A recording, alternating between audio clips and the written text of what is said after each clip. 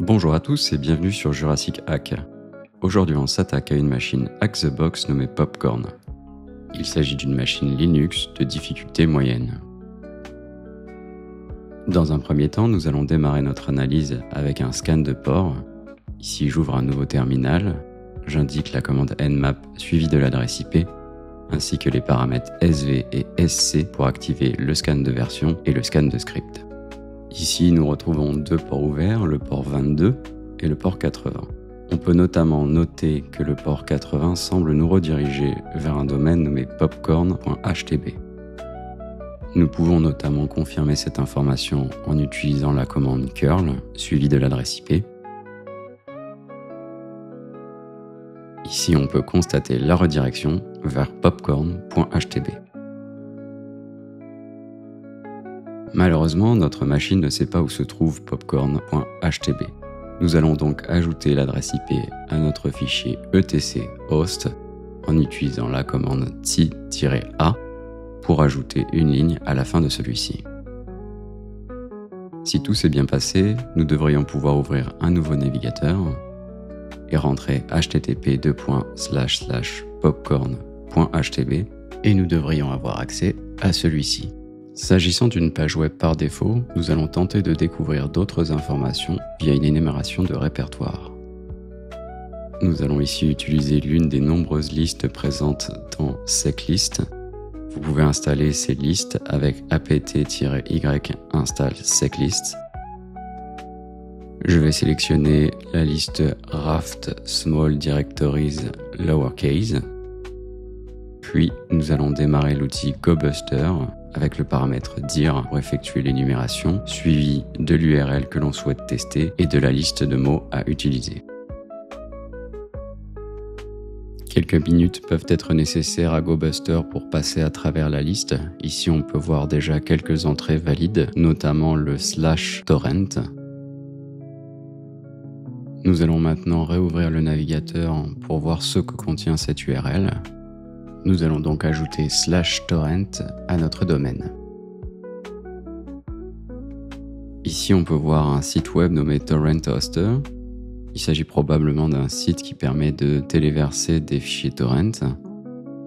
Après avoir rapidement exploré le site, on peut voir dans le menu qu'il existe un onglet Upload. Si l'on clique dessus, on peut constater qu'il est nécessaire d'avoir un compte sur l'application. Cependant, il est possible de s'auto-enregistrer sur celle-ci.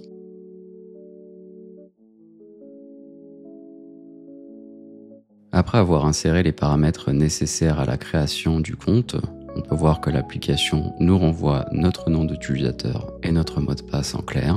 Il suffit maintenant de cliquer sur Login et rentrer le nom d'utilisateur et le mot de passe nouvellement créé.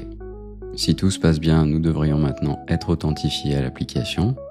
Nous allons maintenant retourner sur le menu Upload. On peut constater qu'il est possible de téléverser des fichiers torrent.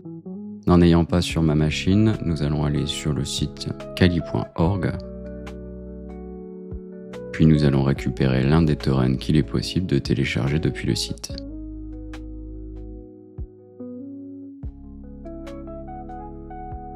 Une fois l'opération effectuée, on peut retourner sur le site Torrent Hoster et téléverser notre fichier torrent.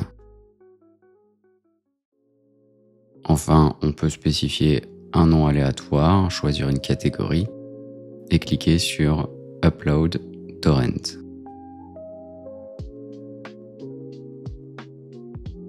Une fois le torrent envoyé, on peut constater qu'il existe une fonctionnalité permettant d'afficher un screenshot correspondant au torrent. Nous allons donc tester la fonctionnalité en cliquant sur Edit this torrent. La fonctionnalité nous indique qu'il est possible de téléverser différents formats d'images. Nous allons donc retourner sur notre terminal afin de chercher un fichier sur notre machine Linux. Ici, je vais chercher un fichier PNG aléatoire, le copier dans le répertoire Download de mon utilisateur et enfin retourner sur le site web.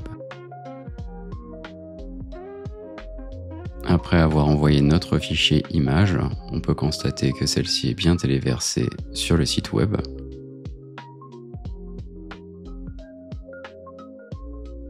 On peut notamment vérifier cela en retournant sur la page principale et en actualisant celle-ci. Parfait, notre image de test est bien affichée. Après avoir été en mesure de téléverser un fichier légitime, nous allons maintenant vérifier s'il est possible de téléverser une porte dérobée. Pour ce faire, nous allons créer un fichier malicieux avec MSF Venom et sélectionner la charge utile PHP Meterpreter Reverse TCP, puis spécifier l'IP et le port local qui seront en écoute. La charge utile sera localisée dans notre répertoire download/rev.php. Une fois le fichier créé, nous allons pouvoir démarrer Metasploit avec la commande msfconsole-q. Par la suite, nous allons faire usage du module exploit/multi/handler, spécifier la charge utile que nous avons utilisée précédemment, et enfin spécifier notre IP et notre port afin de les mettre en écoute.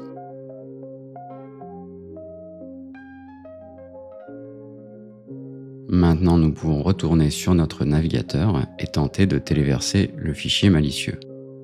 Ici, on va sélectionner rev.php et tenter de l'envoyer vers le site web.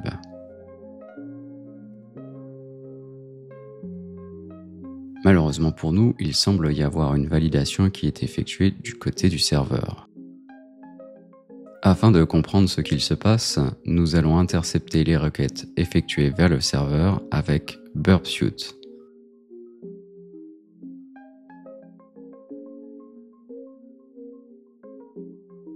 Une fois burp démarré, nous allons configurer le proxy dans notre navigateur. Par défaut, burp va écouter localement sur le port 8080. Enfin, nous allons tenter de retéléverser notre fichier malicieux.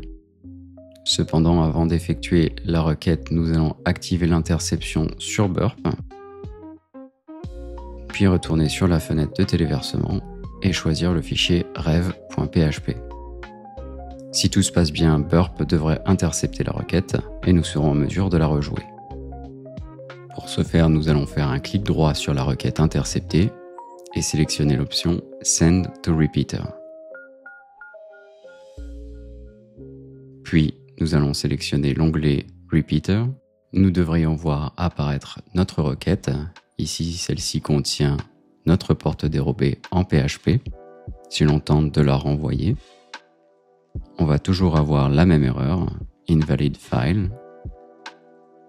Si l'on regarde de près la requête, on peut constater que le content type est configuré avec application/x-php. Ici, nous allons donc mentir à l'application et lui indiquer que l'on envoie une image au format PNG. Si tout se passe bien, on devrait avoir la confirmation que notre porte dérobée a bien été envoyée. Maintenant, nous allons retourner sur l'application et actualiser la page. Bien que l'application ne soit pas en mesure d'afficher le fichier, nous pouvons tout de même voir le lien vers notre fichier PHP.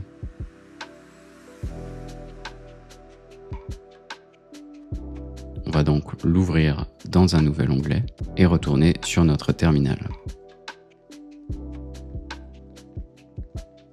Nous pouvons constater une nouvelle session Meterpreter ouverte et si l'on effectue la commande sysinfo, voir le nom de la machine ainsi que le système exécuté. Cependant, la commande getUID nous montre que nous n'avons pas de privilège sur la machine. Nous allons donc ouvrir un nouveau shell. Il est à noter que l'on peut également utiliser Python pour obtenir un pseudo-terminal.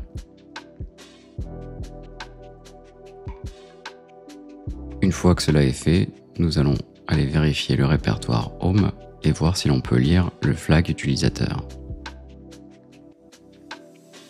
Parfait, le flag utilisateur est accessible en lecture. Nous allons donc faire la commande cat suivie du répertoire george/user.txt. Nous pouvons également constater la présence d'un fichier peu commun dans le répertoire .cache. Nous allons donc ouvrir un nouvel onglet et insérer la commande searchsploit suivie de motd. Le résultat indique un code d'exploitation relatif au module Linux PAM. Nous allons donc retourner sur la machine et vérifier si les modules PAM sont installés sur celle-ci. On peut voir plusieurs modules appartenant à la librairie PAM. Il est donc probable qu'il soit possible d'utiliser ces codes d'exploitation. Dans un premier temps, nous allons donc vérifier la localisation du fichier dans notre disque, puis copier celui-ci dans le répertoire Download.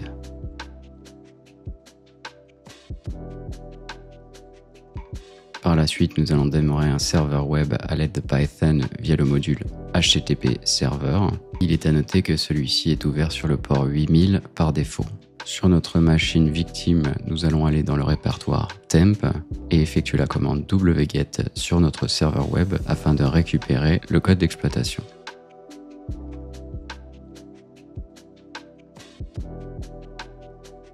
Nous allons ensuite insérer la commande chmod +x afin de le rendre exécutable.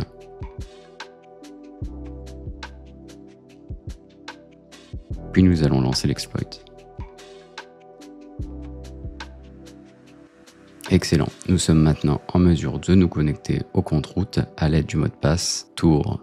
Nous pouvons maintenant afficher le flag route qui se trouve dans le répertoire /route. C'est tout pour aujourd'hui, merci à tous de m'avoir écouté. Si la vidéo vous a plu, n'hésitez pas à laisser un commentaire et à vous abonner à la chaîne.